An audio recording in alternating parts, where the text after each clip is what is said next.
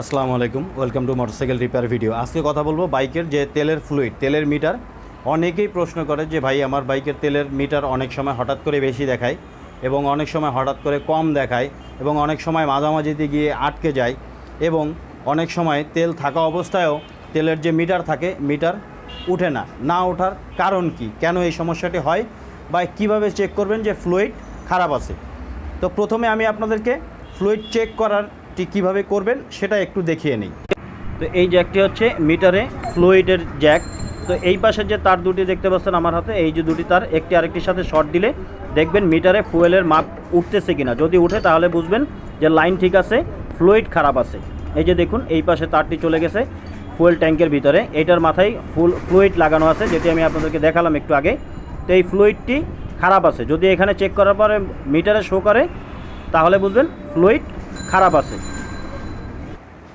তো যেমনটি দেখলেন আমি চেক করার সিস্টেমটি দেখেছি। এই যে আমার হাতে দেখতে পাচ্ছেন এটি হচ্ছে তেলের ফ্লুইড।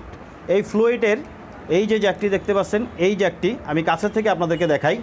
তো এই যে ফ্লুইডের জ্যাকটি আপনারা দেখতে পাচ্ছেন, এই জ্যাকটিতে এর অপোজিট পাশে যে জ্যাকটি থাকে, এই জ্যাকটির অপোজিট পাশে বডির সাথে বাইকের সেই জ্যাকটিতে একটি আরেকটির সাথে শর্ট দিবেন, তাহলে মিটারে শো করবে, যেমনটি দেখিয়েছি আমি। আর এটি এখানে আপনাদের চেক করার কিছু নেই। এখানে এই ফ্লুইড, তেলের ফ্লুইড, এটি আসলে তেলের ফুয়েল ট্যাঙ্কের ভিতরে থাকে, এটি আসলে কাজ করে না, নষ্ট হয়ে যায়। তো প্রথমত বলে রাখি, এই ফ্লুইডগুলি ওয়ান টাইম, এগুলো আসলে রিপেয়ারিং করা যায় না বা রিপেয়ার হয় না। এগুলো একবারে ইউজ করা যায়, নষ্ট হলে এগুলো ঠিক হয় না। তো যদি নষ্ট হয় তাহলে অবশ্যই, যদি কাজ না করে কোনোভাবে, তাহলে অবশ্যই চেঞ্জ করে নতুন লাগাবেন। এবং আরেকটি জিনিস যেটা আপনাদেরকে বলে রাখি সেটা হচ্ছে যে কেন নষ্ট হয়, কীভাবে নষ্ট হয়। এই যে দেখুন এখানে কাছের থেকে আপনারা এই যে পিনটি দেখতে পাচ্ছেন আপ ডাউন করতেছে, এই পিনের মাথায়, এই যে পিনের মাথায় ঠিক এখানে দেখতে পাচ্ছেন কয়েলের মতো, এই যে দেখুন এখানে কয়েলের মতো সম্পূর্ণ এদিক থেকে এদিকে পুরোটাই। তো এই তেলের ফুয়েল ট্যাঙ্কের ভিতরে এই ফ্লুইডটি যখন উপরে ওঠে তখন তেলটি ফুল দেখায়, যখন নিচের দিকে নামতে থাকে তেল কমতে থাকে, এটি আস্তে আস্তে নিচের দিকে নামতে থাকে এবং তেল মিটারে কম শো করতে থাকে। তো এটা আসলে একটা সময় দীর্ঘদিন চলার ফলে এই যে কয়েলগুলো, এই কয়েলগুলো ক্ষয় হয়ে যায়, এর ফলে এটি নষ্ট হয়ে যায়। দেখতে পাচ্ছেন এখানে যে কয়েল বলেছি, কয়েলগুলো মাঝখান থেকে যদি ক্ষয় হয়ে যায় তখন কিন্তু এটি অল্প অল্প শো করে, 1-2 দাগ শো করে এবং আবার হঠাৎ করে নেমে যায়। তো এই প্রবলেমটা হওয়ার কারণ হচ্ছে যে এই কয়েলগুলো ক্ষয় হতে হতে একদমই নষ্ট হয়ে যায়। তখন এই যে পাতিটি আপনারা দেখতে পাচ্ছেন, এই পাতিটির সাথে এখানে কয়েলের কানেকশন যে সেটি কাজ করার কথা, সেটি আসলে ঠিকভাবে কাজ করে না।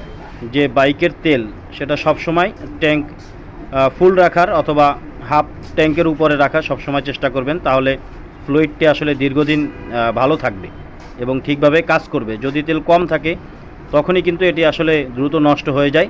ঝাঁকিটা বেশি লাগে, যেমন এই ফ্লুইড পিনটি দেখতে পাচ্ছেন, এটিতে আসলে এভাবে যখন ঝাঁকি লাগে তখন এই মেশিনের উপরেই প্রেশারটা পড়ে। তো এর কারণেই আসলে এটি দ্রুত নষ্ট হয়। এটি নষ্ট হওয়ার প্রধান যে কারণ যেটি বলেছে সেটা হচ্ছে যে অনেক সময় আমরা অনেকে কী করি, ফুয়েল ট্যাঙ্কের তেলটা কম রাখি, যার ফলে কি হয় যে ফ্লুইডটা যখন বাইকটা উঁচু নিচু জায়গায় চলে, রানিং যখন চলতে থাকে, যখন ঝাঁকি লাগে তখন এই ফ্লুইড পিনটাতে অতিরিক্ত ঝাঁকি লাগে, যার ফলে এই ফ্লুইডটি আছে, এই মেশিনটি, এটি আসলে দ্রুত নষ্ট হয়ে যায়। তো সব সময় চেষ্টা করবেন বাইকে অন্তত হাফ ট্যাঙ্কের উপরে তেল আপনারা রাখার জন্যে।